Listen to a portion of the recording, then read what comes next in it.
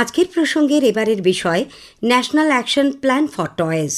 দেশে খেলনা শিল্পের প্রসার নিয়ে ভারত টয়েজ অ্যাসোসিয়েশনের সহসভাপতি ব্রিজেশ রানিলাওয়ালার সঙ্গে কথা বলেছেন কাশফিন নাহার।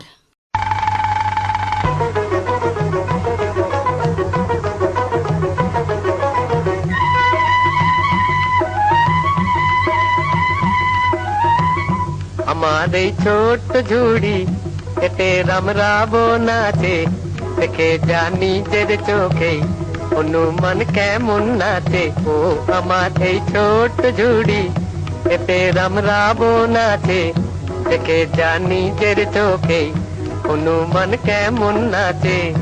এ সুযোগ পাবে না আর, বলো ভাই কি দাম দেবে? পুতুল নেবে গো পুতুল, পুতুল নেবে গো পুতুল।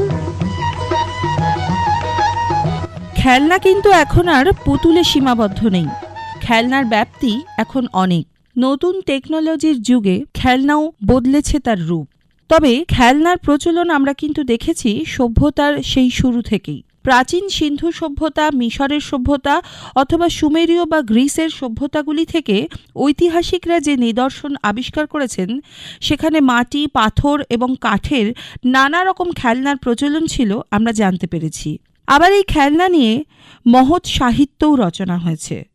যেমন সংস্কৃত সাহিত্যের এক অনন্য রচনা শূদ্রকের মৃচ্ছকটিক অর্থাৎ মাটির গাড়ি, যেখানে আমরা দেখেছি দরিদ্র সৎ ব্রাহ্মণ চারু দত্তের শিশুপুত্র ধনী প্রতিবেশীর ছেলেকে সোনার গাড়ি নিয়ে খেলতে দেখে বায়না শুরু করে। তাকে একটি মাটির গাড়ি দেওয়া হয়, যেটি সোনা দিয়ে ভরিয়ে দিয়েছিলেন নাটকের মূল চরিত্র বসন্ত সেনা। আবার রবীন্দ্রনাথের পুনশ্চ কাব্যগ্রন্থের খেলনার মুক্তি কবিতায় জাপানি পুতুল হানাসান বলছে, জন্মেছি খেলনা হয়ে, যেখানে খেলার স্বর্গ সেইখানে হয় যেন গতি ছুটির খেলায়। কাজী নজরুল ইসলামের গানেও জগৎস্রষ্টাকে উদ্দেশ্য করে তিনি বলেছেন, প্রলয় সৃষ্টি তব পুতুল খেলা, নিরজনে প্রভু নিরজনে। তাই খেলনা যেমন আনন্দের প্রতীক, তেমনি অর্থনীতিতেও তার ভূমিকা বিশ্বজুড়ে সমাদৃত।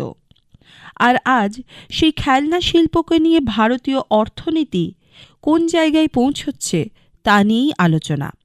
ভারতের খেলনা শিল্পকে বিশ্বমানের পর্যায়ে নিয়ে যেতে কেন্দ্র সরকার 2020 সালে national action plan for toys বা এনইপিটি চালু করেছে, যার মূল লক্ষ্যই হলো ভারতকে একটা বড় খেলনা উৎপাদন এবং রপ্তানিকারক দেশ হিসেবে গড়ে তোলা এবং এখানকার যে খেলনার শিল্প রয়েছে তা নতুনভাবে নিয়ে আসা।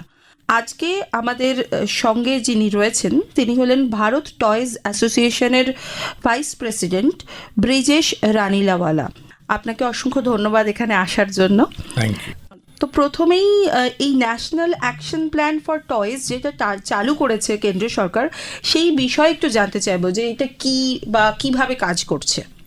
বেসিক্যালি গভর্নমেন্ট এই toys national toy action plan যা বানিয়েছিল, ওর উদ্দেশ্য ছিল কি ইন্ডিয়াতে যত ট্র্যাডিশনাল টয়েস ছিল ওটা রিভাইভ করা, অ্যান্ড ওর সঙ্গে যা আমাদের এখানে টয়েসগুলো তৈরি হতে পারে, যা আমাদের বাচ্চারা এখন ইউজ করতে চায়, অথবা what are newer things coming into play for the kids, ওটাও ইন্ট্রোডিউস করার। আজকের ডেটে এটা পুরো ইম্পোর্ট হচ্ছে। গভর্নমেন্ট চাইছিল কি এটা ইম্পোর্ট না হয়, ডোমেস্টিক ম্যানুফ্যাকচারিং হয়, আর লোকাল প্রোডাক্টস লোকালি হি পাওয়া যায় আর তৈরি হয়ে যায়। এরকম না কি বলতে গেলে যা বাঙালি আমাদের লাগছে খেলনাগুলো চাইনা থেকে ইম্পোর্ট হয়ে আসছে, আর আমরা ভাবছি কি এটা কৃষ্ণনগর তৈরি হয়েছে অথবা কোথায় তৈরি হয়েছে, সেরকম দরকার নেই। কৃষ্ণনগর খেলনা সব জায়গায় অ্যাভেলেবল হওয়া উচিত, সেটাকে প্রমোট করা, সেটাই বাড়াই দেওয়ার জন্য এটা আমরাই বিদেশে রপ্তানি করব। একদম আমরা এখনই কি হচ্ছে, ট্রেডার্স প্রফিট খাওয়ার জন্য লোকাল ম্যানুফ্যাকচার থেকে না নিয়ে ইম্পোর্ট করে মাল বিক্রি করে দিত, যেখানে সাবস্ট্যান্ডার্ডগুলো অনেকগুলো জিনিসগুলো ছিল, ওটাকে থামানোর জন্য, ওখানে আটকানোর জন্য। সেকেন্ডলি ট্রেডিশনালি যা আমাদের ছিল এতদিন ধরে, এত আমরা বড় হয়েছি, কি খেলে বড় হয়েছি, চাইনিজ টয় দিয়ে তো খেলে বড় হয়নি। একদম। তখন সেটা কিরকম হচ্ছিল আর আজকে কেন নেই, মানে আমাদের এখানকার, আমি যদি পশ্চিমবঙ্গের কথাই ধরি, কাঠের খেলনা, মাটির পুতুল, মানে ওই যে রাখি পূর্ণিমার সময় ঝুলনের সময় যে মাটির পুতুল আমরা ব্যবহার করতাম, সেটা আমাদের এখানকারই তৈরি। তাহলে সেই জিনিসটাকেই আমরা ইম্পোর্ট করব, মানে বাইরে পাঠাবো, একদমই সারা দেশে যাতে ছড়িয়ে পড়ে, সেই চেষ্টাই সরকারের চেষ্টা এটাই আছে। ডোমেস্টিক্যালি যা ইউজ হচ্ছে ওটাই প্রোডাকশন আরও বাড়িয়ে, এই প্ল্যানে, অ্যাকশন প্ল্যানে এরা এটাই চাইছে কি যাতে যা ভুল আমরা আগে করে নিয়েছি আর না করি, এটা ঠিক করে আবার সূক্ষ্মভাবে আবার চলে। প্রধানমন্ত্রী নরেন্দ্র মোদীর একটা বহুদিন ধরেই আমরা শুনে আসছি, উনি ভীষণভাবে সরব ভোকাল ফর লোকাল এই কথাটার দ্বারা। তো এক্ষেত্রেও কিন্তু সেটা একইভাবে প্রযোজ্য। তো সেইটা কিভাবে হচ্ছে কি আদৌ? একদম হচ্ছে। আর মানে এভিডেন্টলি যখন থেকে গভর্নমেন্ট BIS লাগিয়েছে, BIS was basically introduced to get toys at a standard level throughout India, যেখানে আপনি যদি ইম্পোর্টও করেন অথবা আপনি লোকাল ম্যানুফ্যাকচারিংও করেন, একটা পরিমাণ প্রত্যেক জিনিসে মেনটেন হওয়া উচিত। এই BIS সার্টিফিকেটটা 2021 থেকে শুরু হয়েছে, 2020-তে প্ল্যানটা হলো, 2021 থেকে এই সার্টিফিকেশন। এই সার্টিফিকেশনটা কি সেটাও জানতে চাইবো।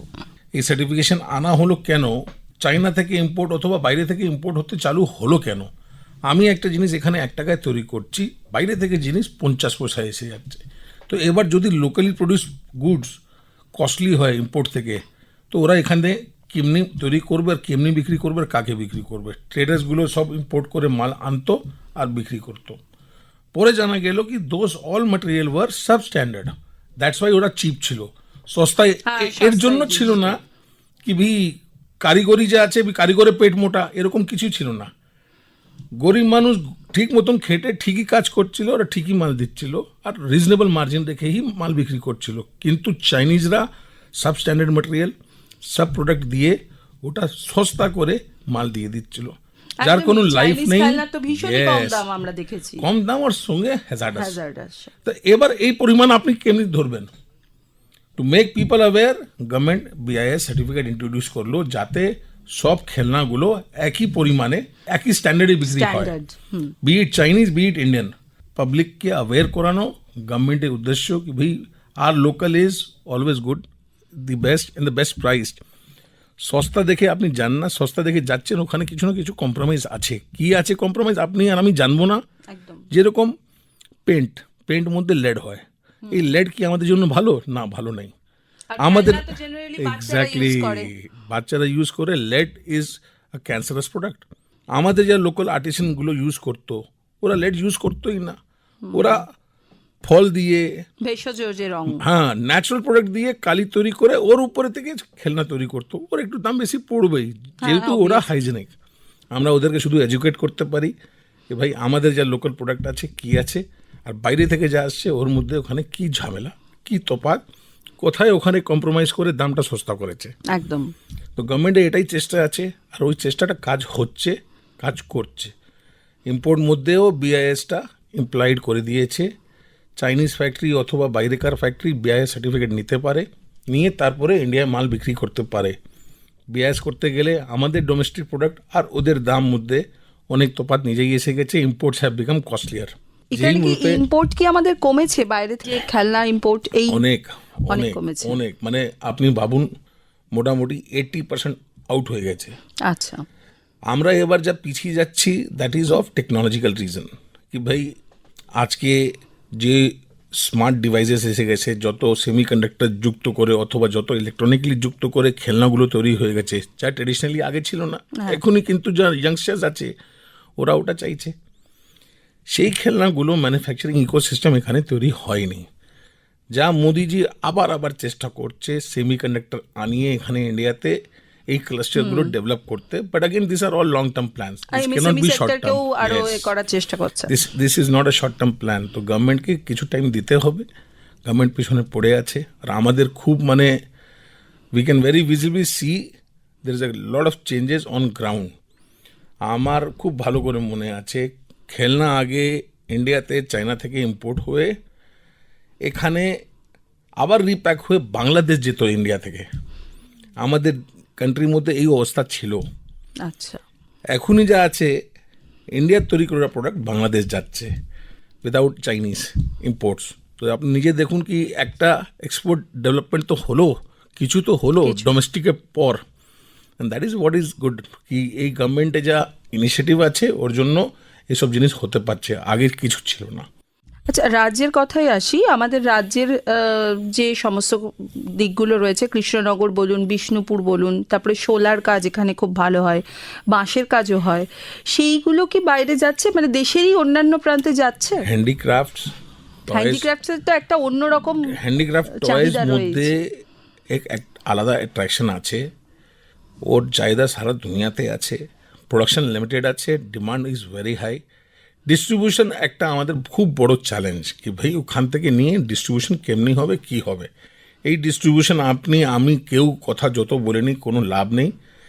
একটা ইকোসিস্টেম হয় যেখানে ব্যবসা যদি হয় কোনো জিনিস মধ্যে, তাহলে ও ঠিক প্রোডাক্টটা পিক আপ হয়ে প্যান ইন্ডিয়া অথবা প্যান ওয়ার্ল্ড ডিস্ট্রিবিউশন হতে পারে। অ্যান্ড একটা ক্লাস্টার ডেভেলপ করে ইন্ডাস্ট্রিটা এগিয়ে যেতে পারে, কিন্তু এখনই সেটা ইকোসিস্টেম ডেভেলপ হয়নি। এক্ষেত্রে কি আমাদের এখানে সরকার বদল হয়েছে এই সম্প্রতি, সেটা কি এই ক্ষেত্রে মনে হচ্ছে লাভজনক হতে পারে, যেহেতু এখন কেন্দ্রেও এই সরকার, রাজ্যেও এই সরকার? 110% হওয়া উচিত, পাওয়া উচিত, কারণ যেহেতু সেন্ট্রাল গভর্নমেন্ট আর স্টেট গভর্নমেন্ট যে দিন এবার এটা হয়েছে, এখনই আমরা খুব উৎসাহিত এই জিনিস নিয়ে, কি যেখানে স্টেট গভর্নমেন্টে আর সেন্ট্রাল গভর্নমেন্টে পলিসি সেম আছে, ওখানে ইমপ্লিমেন্টেশনটাও খুব ফাস্ট হবে, and subsequent checks and balances will be there. আচ্ছা, যদি স্টার্ট আপ এবং এমপ্লয়মেন্ট এই দুটোর ক্ষেত্রে খেলনা শিল্প এবং এই আমাদের যে ন্যাশনাল অ্যাকশন প্ল্যান কতটা গুরুত্বপূর্ণ? আমি ভেরি রিসেন্টলি একটা খেলনা এক্সিবিশন বোম্বেতে হয়েছিল, ওখানে আমি মহারাষ্ট্র আর গুজরাট সাইডে অন্তত 100খানা নতুন স্টার্ট আপ সঙ্গে দেখা করলাম, যা খেলনাগুলো তৈরি করছিল এআই বেসড করে, মুভমেন্ট সঙ্গে, রোবোটিক্স সঙ্গে, যা রকমের খেলনা তৈরি করা ছিল, দেখে চোখ খুলে ফেটে গেল। আর একদম মাথায় এসে গেল কি ভাই, it is all about the ecosystem, ecosystem, ecosystem. আমাদের এখানে যদি ইকোসিস্টেম আসে, we have got enough talent with us. এখানে স্টার্টআপসে প্রচুর demand. I will say it is one of the only industry or one of the very few only industries where innovations are always accepted. Newer generations which are very proactive, আর যাকে বলতে পারেন কি ভাই our future is our kids. When we see our future, we see কি হ্যাঁ they want technologies. The technology always has got innovation. আমাদের environment ঠিক করুন, স্টার্টআপসে নিজের জায়গা পাবেই পাবে। তো যেখানে এই ইকোসিস্টেম থাকে কি 2 বছর মধ্যে আপনাকে একটা খেলনা অবসলিট করে নতুন খেলনা আনতেই হবে। তো জাস্ট ইমাজিন কি what rapid growth, what rapid speed it wants and how we are doing it.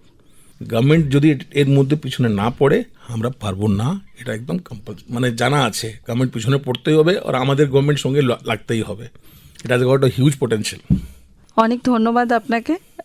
এই শিল্প খেলনা, যেটা একেবারে ছোটদেরকে নিয়ে আর কি, সেই শিল্প নিয়ে আপনি আমাদের শ্রোতা বন্ধুদের অনেক কিছু, আশা করি তাদের কৌতূহল মিটলো, কারণ আমাদের যারা শ্রোতা তারা তো বিভিন্ন প্রান্তিক জায়গা থেকে শুনছেন, এবং তাদের মধ্যেও অনেকেই এরকম রয়েছেন যারা এই ধরনের শিল্পের সঙ্গে যুক্ত। তো আপনাকে অনেক ধন্যবাদ এখানে সময় দেওয়ার জন্য, এবং আশা করছি তাদের কৌতূহল মিটলো। আজকের প্রসঙ্গ অনুষ্ঠানটি এখানেই শেষ করব। এই অনুষ্ঠানের যে মূল বক্তব্য ছিল খেলনা, তার সঙ্গেই প্রাসঙ্গিক একটি গান দিয়ে। কৃষ্ণনগর থেকে আমি কৃষ্ণ খুঁজে এনেছি, কৃষ্ণনগর থেকে আমি কৃষ্ণ খুঁজে এনেছি। মাটির পুতুল, মাটির পুতুল, মনের পুতুল, প্রাণের পুতুল জেনেছি। কৃষ্ণনগর থেকে আমি কৃষ্ণ খুঁজে এনেছি।